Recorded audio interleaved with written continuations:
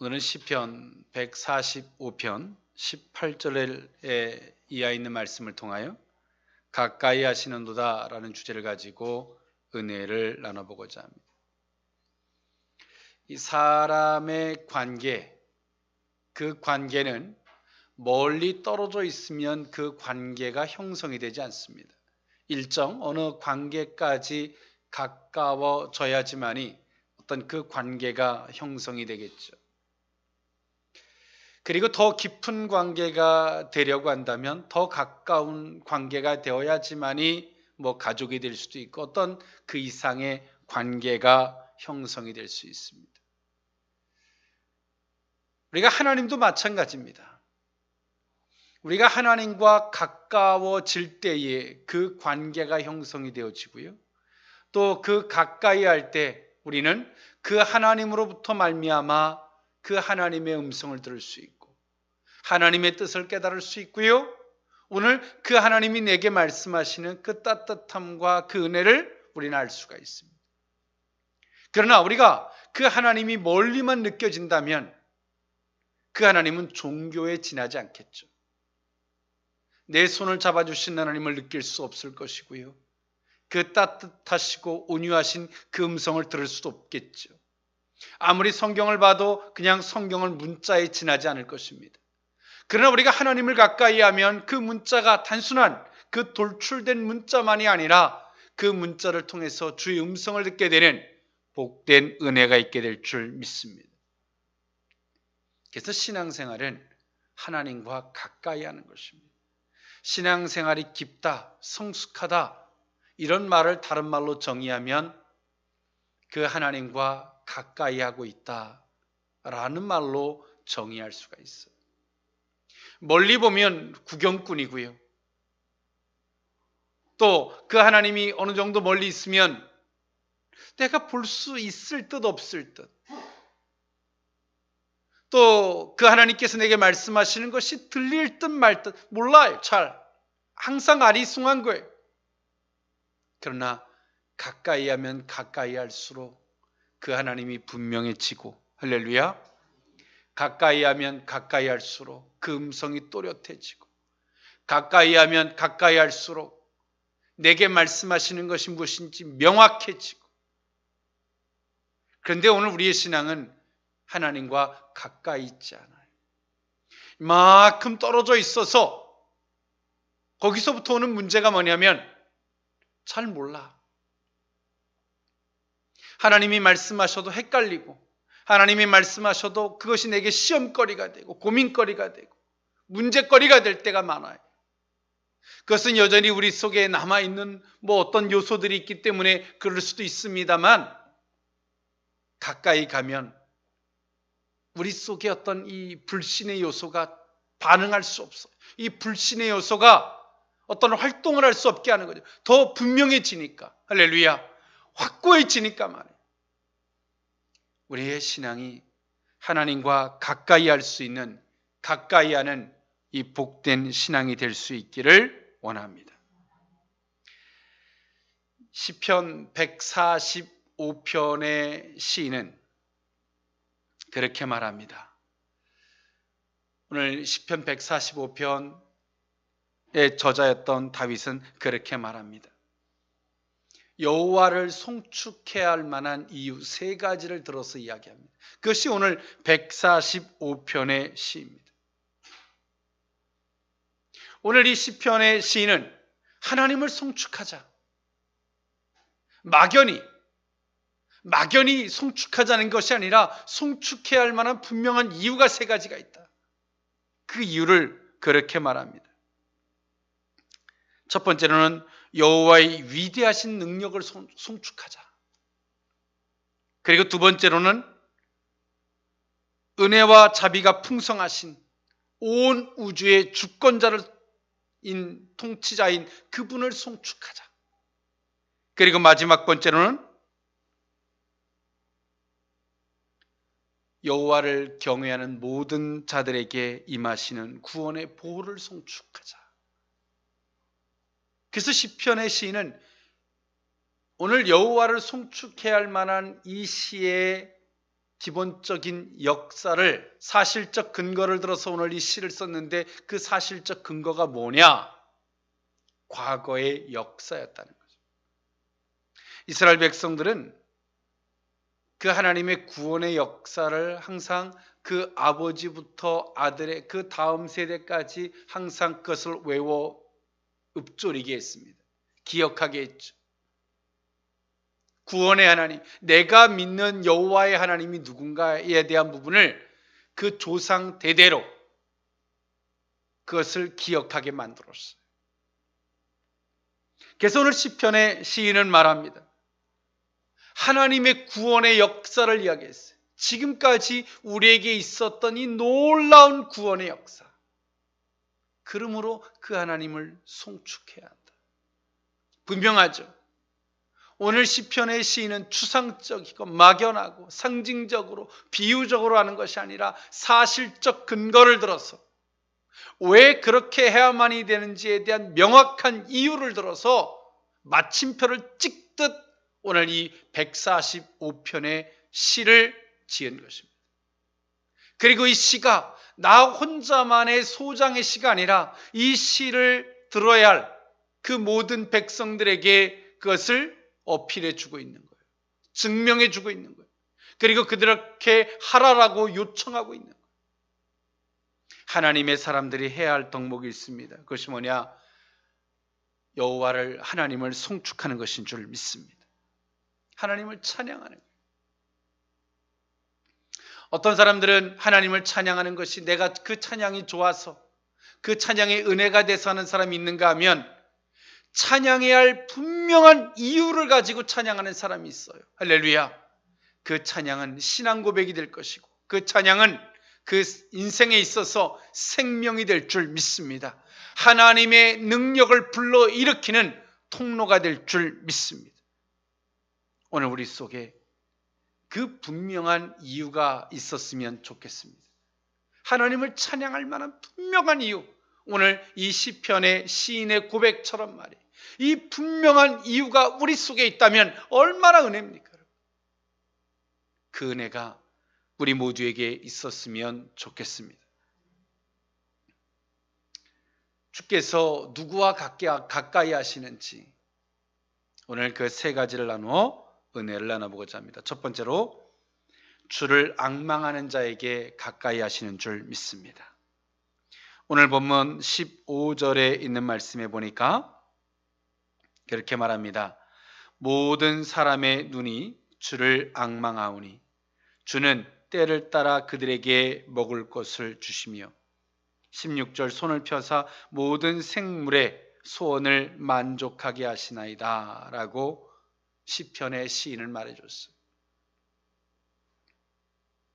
하나님은 누구에게 먹을 것을 주냐면 주를 앙망하는 자, 할렐루야. 주를 앙망하는 자, 그들에게 먹을 것을 주시고 소원을 들어주신다 했어요.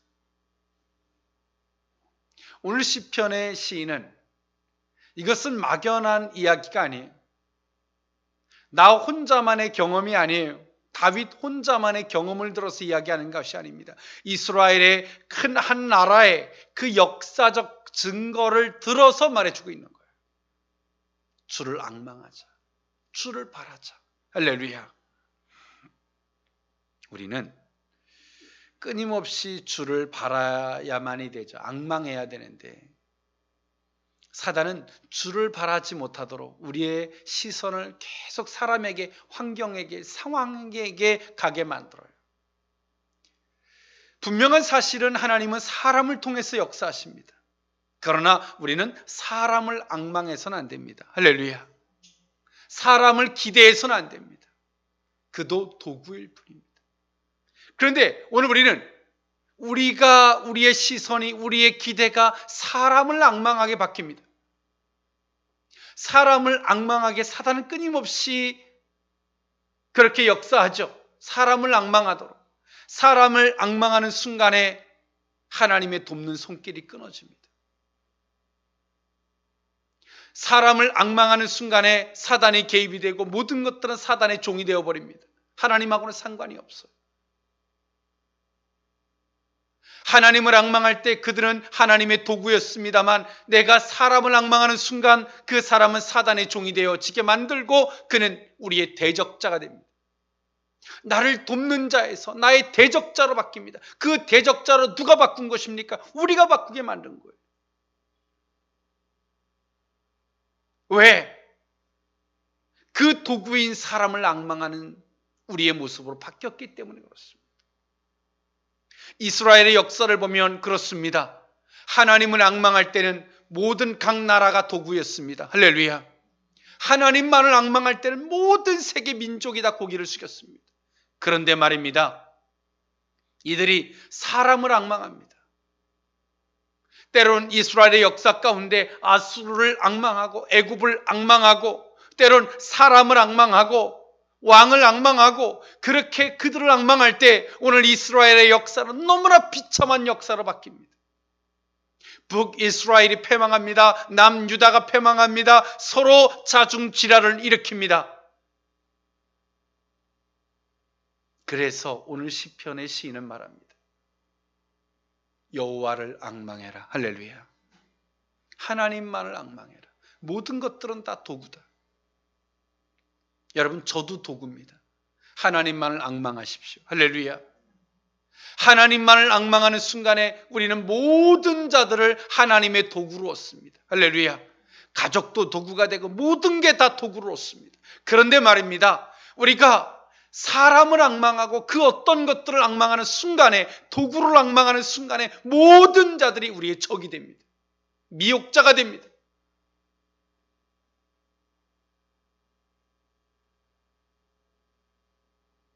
누가 잘못하고 있는 거 아닙니다.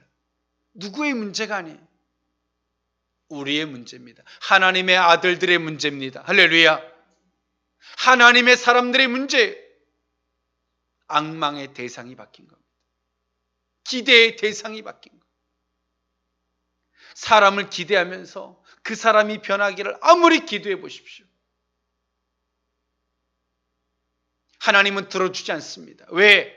이미 그 사람에게 기도하는 대상이 하나님이 되어 있기 때문에 하나님과 상관없는 기도를 하고 있는 거예요. 기도하면 할수록 그 상대편들은 더 악한 짓을 합니다. 억울하지요. 내 기도가 꼭 허공을 치는 것처럼 말이에요. 아무리 금식을 해보십시오. 아무리 작정기도를 해보십시오. 그것은 하나님과 상관없는 기도입니다. 하나님을 앙망하는 우리의 모습이 되었으면 좋겠습니다. 그들에게 하나님이 가까이 하십니다. 사람을 가까이 해도 사람의 소리가 들리지 않습니다. 하나님의 소리가 들립니다. 할렐루야. 하나님을 앙망하는 사람은 어떤 도구들을 대한다 할지라도 그들의 소리가 들리지 않아요. 하나님의 소리가 우선순위로 들릴 뿐입니다. 이것이 우리의 신앙입니다. 그래서 다윗은 말하는 거예요. 실패와 성공이라는 쓴물과 단물을 맛본 오늘 시편의 저자가 무엇이 지혜이고 무엇이 은혜인지, 왜 그 하나님을 송축해야 하는지, 그리고 오늘 이 시를 읽는 사람들이 어떠한 신앙의 자세를 가져야 되는지를 보여주고 있는 거예요. 하나님만을 앙망합시다. 하나님을 앙망하면 우리의 대적자들이 돌아와서 우리에게 너무나 따뜻하게 대할 거예요. 그런데요, 따뜻하게 대할 때 우리는 또 자칫 잘못하면 한 발을 또 거기다 디뎌요. 그 딛는 순간 또 절벽이 오는 거예요. 오늘 시편의 시인은 그 역사적 사실을 통해서 어느 한 선을 제시해 주고 있어요. 좌로나 우로나 치우치지 마라. 무엇이 참된 신앙인지, 하나님 여호와 외에는 그 어떤 것도 신이 될 수 없음을, 너희의 도움자, 도울자, 너희의 구원자가 될 수 없음을 우리에게 보여주고 있는 거예요. 하나님 한 분만이 우리의 앙망의 대상이 될 수 있기를 원합니다. 도구와 싸우지 마십시오. 그들을 원망하지 마십시오. 우리는 우리의 길을 가면 되는 것입니다. 할렐루야. 두 번째, 누구와 가까이 하시냐면 진실하게 간구하는 자에게 가까이 하십니다. 오늘 본문 18절에 있는 말씀이에요. 여호와께서는 자기에게 간구하는 모든 자, 곧 진실하게 간구하는 모든 자에게 가까이 하시는도다. 하나님은 어떤 자에게 가까이 하시냐면 성경은 이렇게 원론적인 표현을 먼저 사용했습니다. 자기에게 간구하는 모든 자들에게 가까이 하신다. 그런데 간구하는 모든 자가 다 간구가 아니라는 거예요. 진실하게 간구하는 그들에게 하나님 가까이 하시는데, 그들의 진실하게 간구하는 그 간구가 정말 참된 간구라는 거예요. 여기서 진실하게 간구한다는 것은 여러 가지 의미를 포함하고 있어요. 그 첫 번째 의미가 뭐냐? 우리가 구함에 있어서 어떤 사심이 없이 구하는 것, 또 우리가 구함에 있어서 하나님 앞에 나 또한도 그 약속을 지키는 진실함이에요. 상호 관계적인 것. 할렐루야. 하나님, 내가 이렇게 해주신다면 나도 이렇게 하겠습니다. 그 진실성, 너도 나하고 약속했던 그 진실을 지킬 거냐?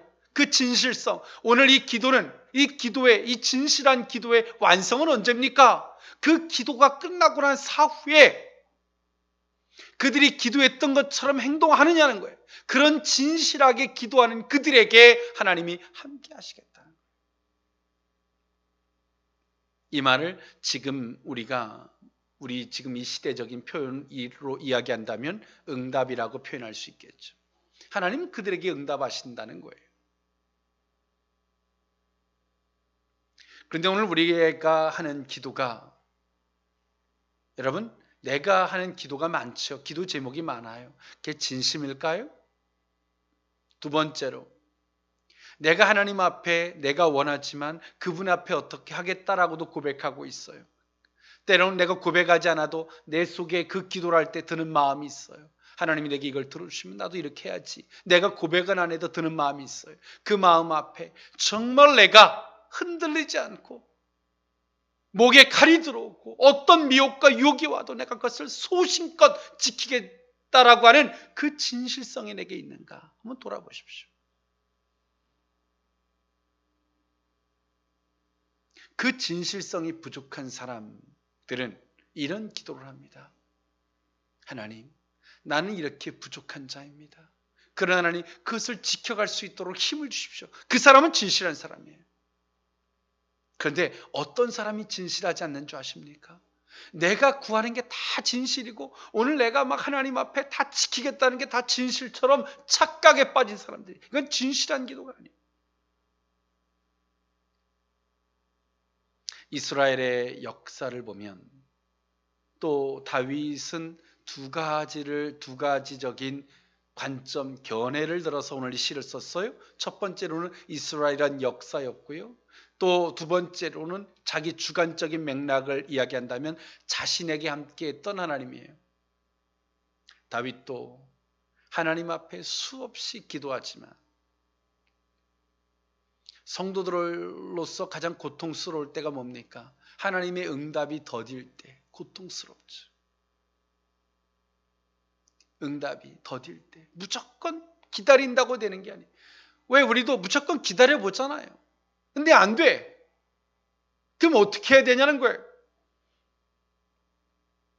오늘 시편의 시인은 이스라엘의 역사와 자신의 삶을 들어서 말해요. 진실한 기도, 할렐루야. 진실한 강구. 내가 하나님 앞에 인격적이고 상호 관계적으로 그 하나님 앞에서 나도 이렇게 하겠습니다. 나도 간구하지만 하나님 앞에서 이렇게 행동합니다. 하겠습니다. 라는 기도라고 있어요. 진실한. 거기에서 하나님의 놀라운 역사가 함께한다는 걸 보여주고 있는 거예요. 그런데 오늘 우리는 어떻게 기도 응답받을까에 대한 수많은 방법론을 쫓아가요. 서원해봐라, 안 되면 금식해봐라, 뭐 해봐라, 작정해봐라, 뭐 해봐라, 뭐 해봐라. 방법론이에요. 하나님이 이렇게 찔러본다고 저렇게 찔러본다고 그렇게 들어주고 안 들어주는 그런 하나님이십니까? 하나님은 그런 분이 아니세요. 모든 것들을 다 아시며 모든 것들을 또 살피시는 하나님이신 줄 믿습니다. 그 하나님은 어떤 방법론을 찾는 것이 아니라 하나님 앞에 진실한 간구, 그 기도를 하나님이 원하고 계신 거예요. 그들에게 하나님이 어떻게 하십니까? 가까이 하시겠다는 거예요. 할렐루야. 가까이 하시겠다는 거예요. 우리가 하나님이 참 멀어져 있다는 느낌을 받을 때가 있고요. 또 하나님이 우리에게 가까이 있다는 느낌을 받을 때가 있어요. 그거는 하나님의 문제가 아니라 우리의 문제예요.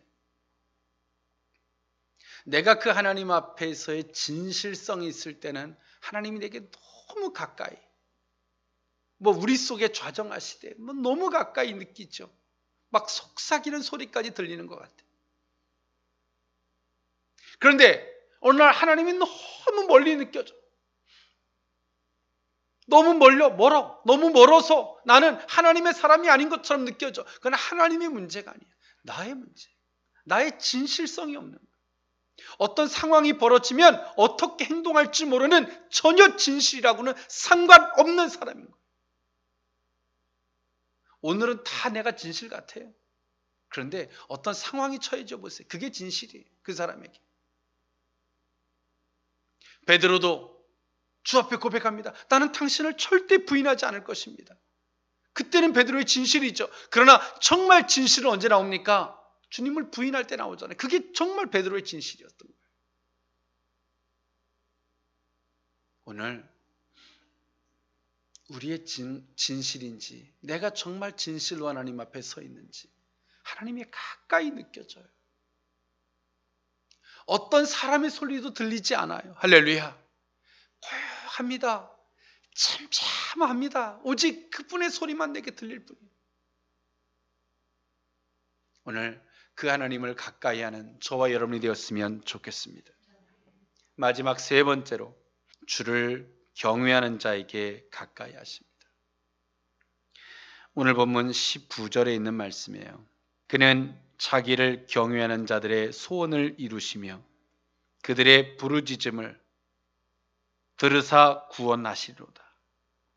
20절에 보니까 여호와께서 자기를 사랑하는 자들은 다 보호하시고 악인들은 다 멸하시느니로다. 자기를 경외하는 자에게 그들의 소원을 들어주신답니다. 그렇게 가까이 하시겠다는 거죠. 정말 하나님을 높이는 자, 경외하는 자. 근데 우리가 참 교만해지고 악해지면 내가 하나님보다 더 똑똑한 것 같아. 하나님, 좌로 갑시다. 하나님, 우로 갑시다. 하나님, 좀 빨리 좀 합시다. 하나님, 더딘 것 같네요. 내가 너무 똑똑해. 하나님을 경외라고는 찾아볼 수가 없어. 하나님을 경외하는 사람은 그래요. 내 생각과 하나님의 생각이 비록 충돌이 오고 나의 뜻과 하나님의 뜻이 반하는 상황에 처해질 때에 하나님을 경외하는 사람은 무릎 꿇어 물어요. 하나님, 내가 보기엔 이런데 하나님 보시기엔 어떻습니까? 할렐루야. 물어요. 정말로 하나님을 경외하는 사람은 물어요. 겸손한 사람은 물어요. 그러나 하나님을 경외함이 없는 사람은 교만하고, 그 교만한 사람들은 이렇게 말해요. 하나님, 도대체 이게 뭡니까? 하나님, 일로 가야지 되는데 이게 뭡니까? 하나님, 따지고 하나님을 끌고 가려고 들고 악한 거예요. 하나님은 그들과 가까이 하지 않습니다. 하나님은 이 세상 만물을 창조하신 분이시고 하나님은 영원하신 분이십니다. 우리가 살아도 이 세상에서 불과 몇십 년 사는 인생 가지고, 몇십 년의 삶을 가지고 하나님 앞에 교만하리만큼 콩나라 판나라, 이게 틀렸다 저게 맞다, 그분 앞에 원망이 나와요. 그분에 대한 경외함이 없어요. 여러분, 그들과 함께하고 싶겠습니까? 여러분을 인격적으로 존중해주는 사람이 있어요. 비록 그 상대가 이해가 가지 않아요. 그래도 여러분에게 인격적으로 존중해주는 사람은, 집사님, 권사님, 왜 그러셨어요? 혹시나 집사님 그러실 분이 아닌데 내가 뭔가 오해했나요? 이렇게 겸손하게 물어요. 감정을 발동하지 않고 말해요. 이거 정말 여러분들을 존중하는 분들이에요. 그러나 스스로 똑똑한 사람은 그렇게 문두가 필요 없어. 저런 죽일 놈 살릴 놈, 나를 무시한다는 등 막 그냥 감정에 춤을 춰서 죽일 자를 죽여, 이미 내 속에서. 여러분, 그들과 가까이 하고 싶겠습니까? 가까이 하면 뭔 소리를 들으려고 가까이 하겠습니까? 상식적으로 사람도 가까이 안 하고 싶어. 근데 하나님이 가까이 하고 싶겠어요? 하나님을 경외함이 있기를 원합니다. 하나님은 이스라엘 백성들에게 요구했던 게 있어요. 가장 우선순위로 겸손이었어요. 그 겸손을 다른 말로 말하면 하나님에 대한 경외함입니다. 오늘 이스라엘 백성들의 역사가 그랬어요. 그들은 광야 길을 걸어오면서 하나님을 경외하기보다는 자신들의 생각과 견해를 따라 배고프면 울고 배부르면 웃고 이런 조울증 자같이 살았어요. 하나님 앞에 겸손히 무릎 꿇어서 하나님이 왜 그러십니까? 나의 모든 걸 아신 하나님, 겸손하게 그분을 경외하듯 묻질 않았어요. 그 1세대들이 광야에서 죽었죠. 가장 복 있는 성도가 무엇입니까? 하나님과 하나 된 자인 줄 믿습니다. 하나님과 가까이 한 자인 줄 믿습니다. 세상이 난리를 쳐도 고요하게 그분의 음성만 들을 수 있는 자, 행복한 사람이에요. 하나님이 가까이 해주는 자죠. 그 은혜가 있는 자입니다. 말씀을 정리할까 합니다.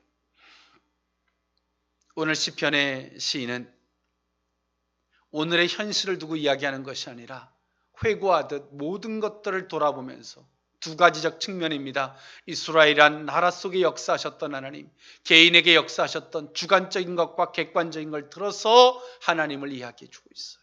그분을 송축하자.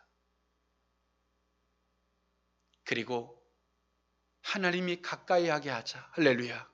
우리가 하나님에게 가까이 가는 게 아니라 그 하나님이 우리에게 가까이 하게 하자. 할렐루야. 그분이 우리에게 가까이 하게 하자. 그분을 앙망하고 그분을 경외하며 그분 앞에 진실이 간구하자. 그분이 우리에게 가까이 하실 것이다. 그리고 소원을 들어주시고 때를 따라 먹을 걸 주시고 너희들을 보호해 주실 것이다.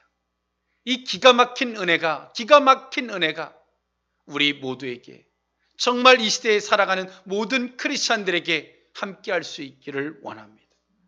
예수님께서 친히 우리에게 보여주셨던 이 기가 막힌 은혜가 우리에게 주님 배울 그날까지 함께할 줄 믿습니다. 기도합니다. 사랑의 하나님, 우리가 하나님께 가까이 가기 위해 노력하는 것이 아니라 하나님이 가까이 할 만한 심령일 수 있기를 원합니다. 주를 앙망하게 하여 주옵소서. 주님 한 분만을 앙망하게 하여 주옵소서. 진실하게 간구하게 하여 주옵소서. 주님만을 경외하기를 원합니다. 우리와 가까이 하여 주옵소서. 예수님의 이름으로 기도하옵나이다. 아멘.